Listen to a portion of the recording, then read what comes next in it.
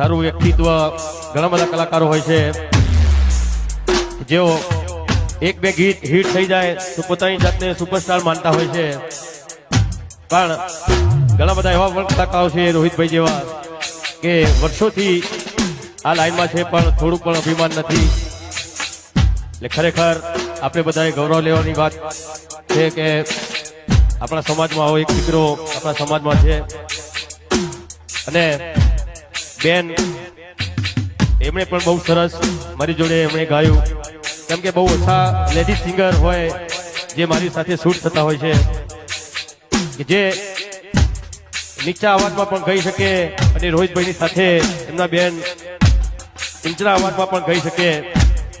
એટલે એવું બહુ ઓછા લેડીઝ કલાકારોમાં હોય છે. તો બેનનું પણ બહુ સરસ પરફોર્મન્સ છે. આખી ટીમ રોહિતભાઈને બહુ સરસ.